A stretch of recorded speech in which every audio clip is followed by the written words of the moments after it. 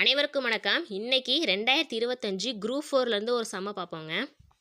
ஆண்டுக்கு 4% கூட்டு வட்டியில் 6 வருடங்களில் ஏக்கு கிடைக்கும் தொகையானது 8 வருடங்களில் பியின் தொகைக்கு சமமாக இருக்கும் எனில் ரூபாய் 2602 ஏ மற்றும் பியோட பங்குகள் என்ன அப்படின்னு கேட்டிருக்காங்க. அதாவது நம்மளுக்கு மொத்த தொகை கொடுத்துட்டு அதில் ஏ பிக்கான அசல் வேல்யூ எவ்வளோ அப்படின்றதான் இதில் கொஷின். சரிங்களா? இது எப்படி போடலான்னு பாருங்கள்.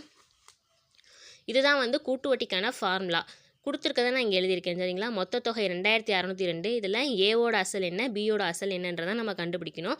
ஆரோட வேல்யூ 2க்குமே 4% தான் கொடுத்துருக்காங்க. ஏக்கு 6 வருஷமும் பிக்கு 8 வருஷமும் கொடுத்துருக்காங்க.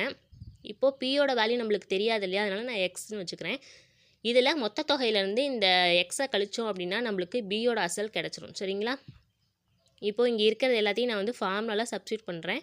இங்கேயும் சப்ஸ்டியூட் பண்ணுறேங்க.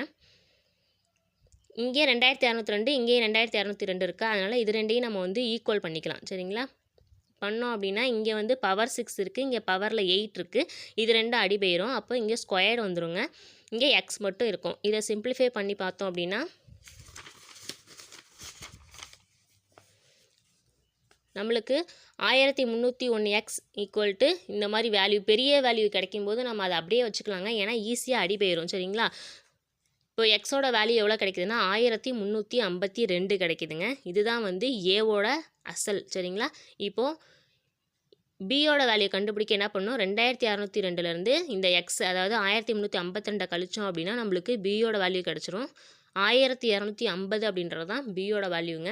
இந்த ஸ்டெப்ஸை நீங்கள் பாஸ் பண்ணிவிட்டு பொறுமையாக பாருங்கள், நல்லா புரியும். நம்மளுக்கு ஆன்சர்லையும் இதான் கொடுத்துருக்காங்க. ஏக்கான வேல்யூ 1352, பிக்கு 1250ங்க. இந்த ஸ்டெப்ஸ் உங்களுக்கு பிடிக்கும்னு நினைக்கிறேன். தேங்க்யூ.